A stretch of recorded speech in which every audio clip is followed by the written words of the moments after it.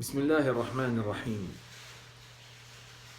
Le 20 Ramadan est également un jour anniversaire, au même titre que le 17. Même si on n'y fait pas toujours attention et même si on ne le fête pas toujours comme il se doit.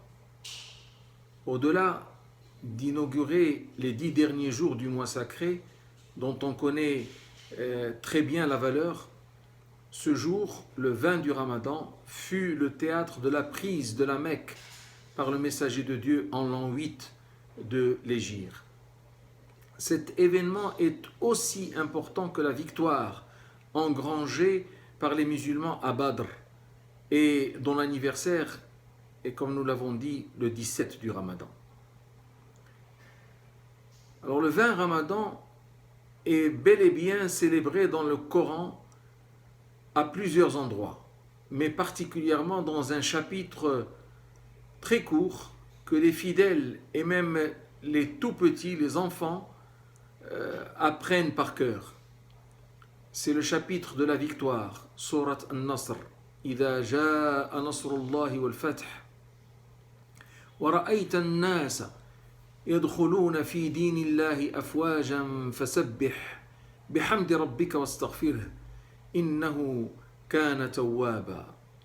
Lorsque viendra le secours d'Allah ainsi que la conquête et que tu verras les gens entrer en foule dans la religion d'Allah, alors célèbre la louange de ton Seigneur et implore son pardon, car c'est lui le grand accueillant au repentir. Lorsque le prophète sallallahu alayhi wa sallam revint à la ville sainte en conquérant, il intima à ses fidèles guerriers de se garder de verser la moindre goutte de sang, à moins qu'il n'y ait réellement légitime défense.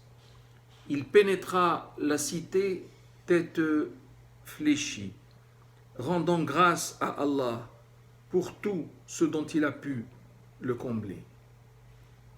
Notre manière de fêter cet événement ne sera donc pas en chantant ni en dansant, mais en tirant un certain nombre de leçons dont nous avons grandement besoin au quotidien.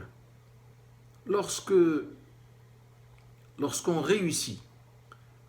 réussit dans un projet, quel qu'il soit, il faut savoir s'armer d'humilité et ne jamais croire que le dit succès émane de soi, mais plutôt y voir la main de Dieu qui nous a permis d'y accéder. Et automatiquement s'enclenche la glorification du Seigneur.